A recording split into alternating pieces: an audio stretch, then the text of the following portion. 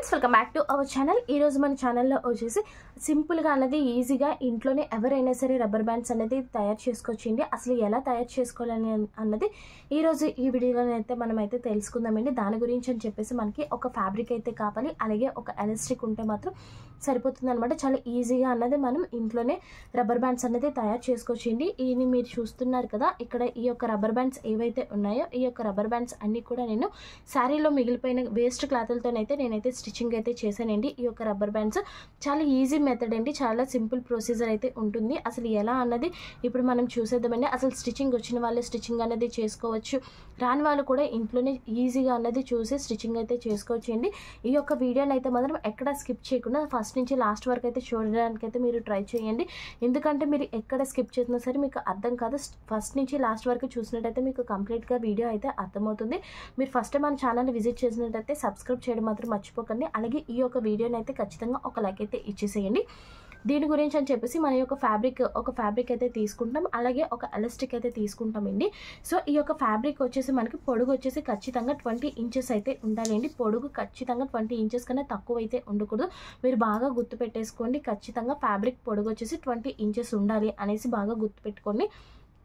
ఇక్కడ మీరు చూసారు కదండి, ఇక్కడ నేను ఫ్యాబ్రిక్ వచ్చేసి 20 ఇంచెస్ అయితే తీసుకున్నాను. అలాగే ఈ యొక్క వెడల్పు వచ్చేసి మనం ఖచ్చితంగా 4 ఇంచెస్ అయితే వెడల్పు అయితే ఉండాలండి. ఇక్కడ నేను ఇక 4 అన్నది వెడల్పు అయితే తీసుకున్న తర్వాత ఈ యొక్క ఎలాస్టిక్ చూసారు కదా, ఈ యొక్క ఎలాస్టిక్లో కూడా 2 ఎలాస్టిక్లు అయితే ఉంటాయండి. ఒక ఎలాస్టిక్ వచ్చేసి ఇలా పలకలుగా అయితే ఉంటుంది, ఇంకొక ఎలాస్టిక్ అయితే మాత్రం మీకు రౌండ్గా అయితే ఉంటుంది అనమాట. ఈ యొక్క ఎలాస్టిక్ పొడుగు ఎంత తీసుకోవాలి అంటే ఖచ్చితంగా మీరు 6 ఇంచెస్ కన్నా తక్కువ అయితే మాత్రం తీసుకోకూడదండి. 6 ఇంచెస్ దాటే తీసుకోవాలి. నేను ఇక్కడ వచ్చేసి 8 ఇంచెస్ అయితే తీసుకున్నాను. 6 ఇంచెస్ అయితే సరిపోతుంది. మీడియంగా సన్నంగా ఉన్న వాళ్ళకైతే మాత్రం 6 ఇంచెస్ అయితే సరిపోతుంది.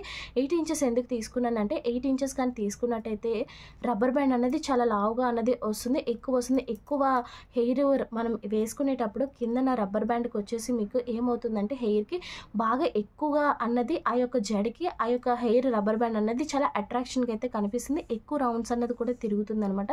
సో నార్మల్గా హెయిర్ సన్నగా ఉన్న వాళ్ళకి అలాంటి వాళ్ళకైతే మాత్రం 6 ఇంచెస్ అన్నది సరిపోతుంది. ఇక్కడ నేను వచ్చేసి 8 ఇంచెస్ అయితే మాత్రం తీసుకున్నానండి ఈ యొక్క ఫ్యాబ్రిక్కి. ఇలా తీసుకున్న తర్వాత మీరు ఇక్కడ అన్నది కొత్తగా నేర్చుకునే వాళ్ళైతే ఇక్కడ ఇంటూ మార్క్ అయితే వేసుకోండి. ఇక్కడ ఇంటూ మార్క్ ఎందుకంటే వేసుకోమంటున్నాను, ఇక్కడ మీకు అర్థమవుతుంది అనమాట ఏది లోపలికి ఏది బయటికి అనే విషయం అయితే బాగా అర్థమవుతుందండి. ఈ యొక్క ఫ్యాబ్రిక్ని మీరైతే మాత్రం ఇలా ఫోల్డింగ్ అయితే చేసేసుకోండి. ఇలా ఫోల్డింగ్ చేసేసుకున్న తర్వాత మీరు ఏం చేస్తారంటే ఇలాగా ఒక స్టిచ్చింగ్ అయితే వేసేసుకోండి.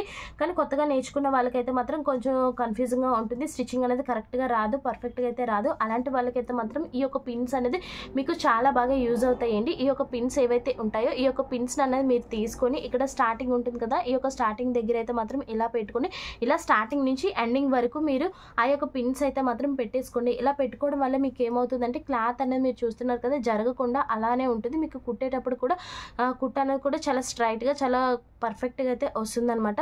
మీరు ఒకటి బాగా గుర్తుపెట్టుకోండి, ఏ ఫ్యాబ్రిక్ అయినా డ్రెస్సెస్ అయినా బ్లౌజెస్ అయినా శారీస్ అయినా లేదు అనుకుంటే ఏది కుట్టినా సరే ఖచ్చితంగా ఫ్యాబ్రిక్ వచ్చేసి ఒక పావు ఇంచు గ్యాప్తో అయితే మాత్రం స్టిచ్చింగ్ అయితే చేసుకోవాలి. కొత్తగా నేర్చుకున్న వాళ్ళు అయితే మాత్రం బాగా గుర్తుపెట్టుకోండి, ఏ క్లాత్ కుట్టినా సరే ఖచ్చితంగా పావు ఇంచు గ్యాప్తో కుట్టు వేయాలనే విషయం అయితే మాత్రం గుర్తుంచుకోండి. ఇలా ఈ యొక్క ఫ్యాబ్రిక్ని అయితే మాత్రం పావు ఇంచు గ్యాప్తో అయితే మాత్రం స్టార్టింగ్ నుంచి ఎండింగ్ వరకు నీట్గా అనేది ఒక లైన్ అయితే కుట్టేసేయండి.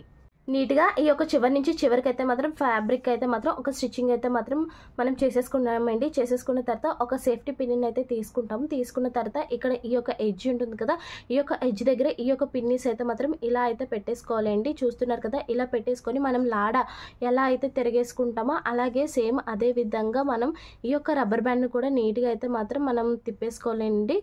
ఈ విధంగా అయితే మాత్రం రబ్బర్ బ్యాండ్ అయితే మాత్రం మనం నీట్గా అయితే మాత్రం తిప్పేసుకోవాలండి. మొత్తం అంతా కూడా నీట్గా అన్నది వచ్చేస్తుంది. చూస్తున్నారు కదా, ఈ విధంగా నీట్గా అన్నది తిప్పేసుకోవాలి ఈ యొక్క రబ్బర్ బ్యాండ్ అయితే మాత్రం.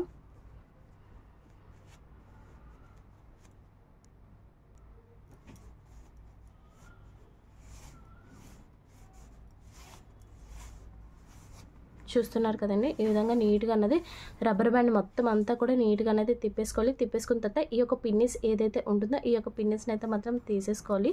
తీసేసుకుంటే చూస్తున్నారు కదా, ఈ విధంగా రబ్బర్ బ్యాండ్ అయితే మాత్రం చాలా నీట్గా అయితే వస్తుంది.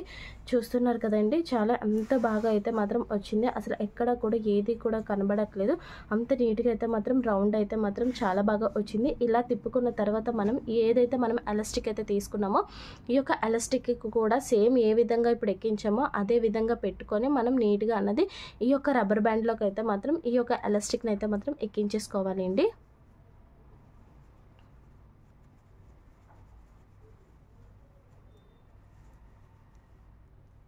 ఎలాస్టిక్ అయితే మాత్రం చివరిన మనం ఇలాగా అన్నది చేత్తోనైతే పట్టుకోలేండి, ఎందుకంటే మనం తీసుకున్న ఎలాస్టిక్ అనేది చాలా తక్కువ అవుతుంది కాబట్టి మనం ఒకవేళ కానీ వదిలేసాము అంటే మర్చిపోయి అది మళ్ళీ తీసుకోవడం మళ్ళీ కష్టం అవుతుంది. మళ్ళీ ఎలాస్టిక్ని అయితే మాత్రం నీట్గా అన్నది ఇలాగా ఈ విధంగా అయితే మాత్రం ఎక్కించేసుకోవాలండి.